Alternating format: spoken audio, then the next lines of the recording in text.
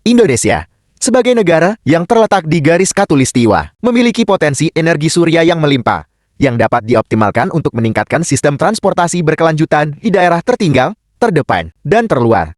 Daerah-daerah ini menghadapi tantangan signifikan akibat terbatasnya infrastruktur dan aksesibilitas. Akses yang terbatas terhadap sistem transportasi yang andal seringkali menghalangi pergerakan barang, layanan, dan orang, yang terus-menerus memperpanjang siklus kemiskinan dan isolasi. Pembangunan transportasi yang berkelanjutan sangat penting untuk meningkatkan konektivitas dan mendukung pertumbuhan ekonomi di daerah terpencil. Lokasi Indonesia yang strategis di Khatulistiwa memberikan peluang unik dalam pemanfaatan energi surya untuk mengembangkan infrastruktur transportasi berkelanjutan di daerah 3T. Beberapa pendekatan inovatif yang dapat dieksplorasi meliputi penerangan jalan tenaga surya yang dapat memberikan penerangan di malam hari, mengurangi angka kecelakaan dan tingkat kejahatan, serta menurunkan biaya energi di daerah terpencil yang memiliki akses listrik terbatas. Selain itu, mendirikan stasiun pengisian daya bertenaga surya di seluruh daerah 3T dapat memfasilitasi penggunaan kendaraan listrik. Stasiun-stasiun ini akan menyediakan sumber energi yang andal dan terbarukan, sehingga kendaraan listrik lebih layak digunakan untuk mengangkut barang dan orang. Pengembangan transportasi umum bertenaga surya, seperti bus atau kapal juga dapat sangat meningkatkan mobilitas di daerah 3T. Misalnya, kapal bertenaga surya dapat secara efektif menghubungkan pulau-pulau terpencil, mendorong perdagangan dan pariwisata sambil meminimalkan dampak lingkungan. Di samping itu, penggunaan drone bertenaga surya dapat digunakan untuk mengirimkan pasokan penting seperti bantuan medis, makanan, dan barang-barang kritis lainnya, membantu mengatasi masalah logistik, dan memastikan komunitas di daerah 3T menerima dukungan tepat waktu. Indonesia sudah mulai menerapkan energi surya dalam sistem transportasi di beberapa daerah terpencil. Sebagai contoh, di Pulau Sumba, Nusa Tenggara Timur, energi surya telah diadopsi untuk transportasi di mana dilakukan sosialisasi dan pengujian terkait mobil listrik yang dilakukan bersama antara pihak pemerintah dan swasta. Hal ini tentunya membantu mengurangi ketergantungan terhadap bahan bakar fosil.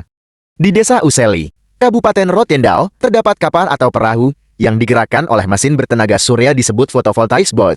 Photovoltaic boat merupakan proyek percontohan transisi energi dan ekonomi ramah lingkungan melalui dedieselisasi. Proyek percontohan itu bertujuan untuk mengurangi emisi karbon dengan menggantikan mesin diesel dengan mesin bertenaga surya yang tidak hanya memperbaiki kualitas udara, tetapi juga mendukung kegiatan ekonomi dan ekowisata yang berkelanjutan di siang hari.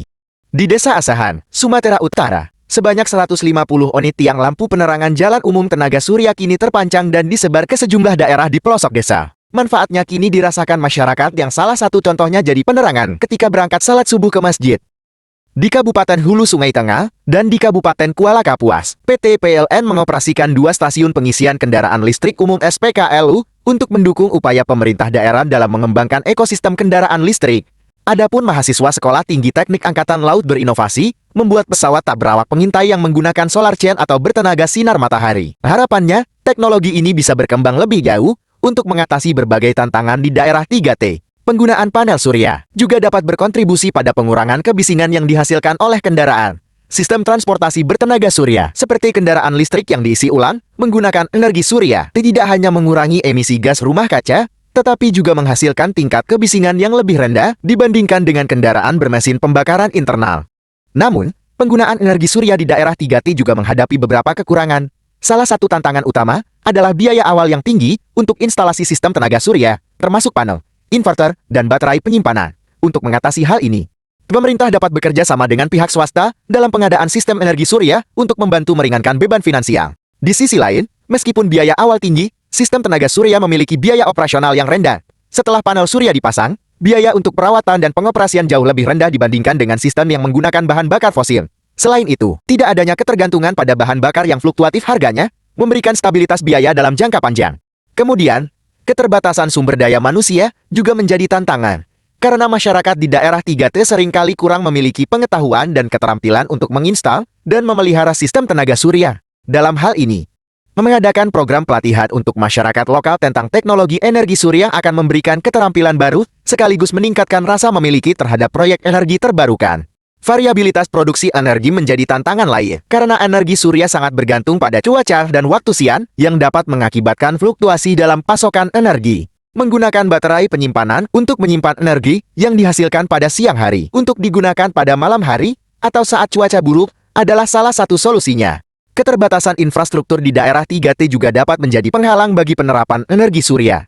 Jalan yang rusak dan tidak layak dapat mengurangi kenyamanan dan keamanan dalam penggunaan kendaraan. Bahkan dapat mempengaruhi kecepatan perjalanan dan meningkatkan risiko kecelakaan. Oleh karena itu, sangat penting bagi pemerintah untuk memperhatikan pengembangan dan perbaikan infrastruktur jalan seiring dengan pengenalan kendaraan listrik dan sistem energi terbarukan. Salah satu solusi inovatif untuk meningkatkan kualitas jalan adalah dengan menggunakan limbah lokal yang tersedia di daerah 3T, seperti limbah plastik dan bahan organik. Penelitian menunjukkan bahwa menggunakan limbah plastik sebagai campuran dalam pembuatan aspal dapat menjaga kualitas dan memperpanjang usia pemakaian jalan. Kombinasi antara infrastruktur yang baik dan teknologi ramah lingkungan akan menciptakan sistem transportasi yang berkelanjutan dan dapat diandalkan untuk mendukung perkembangan masyarakat. Peran pemerintah sangat penting dalam mewujudkan penggunaan energi surya di daerah terpencil. Pemerintah dapat menyediakan insentif dan subsidi untuk proyek-proyek energi terbarukan, sehingga memudahkan masyarakat dan pengusaha untuk berinvestasi dalam infrastruktur ini. Selain itu, pemerintah dapat bekerja sama dengan lembaga non-pemerintah dan sektor swasta untuk meningkatkan kapasitas lokal dalam teknologi energi surya melalui program-program pelatihan dan pendidikan. Keterlibatan pemerintah dalam merancang kebijakan yang mendukung penerapan energi terbarukan akan sangat membantu dalam menciptakan lingkungan yang kondusif bagi investasi di sektor ini. Setelah teknologi ini dipasang, penting bagi masyarakat untuk dilibatkan dalam proses perawatan agar sistem energi surya tetap berfungsi secara optimal.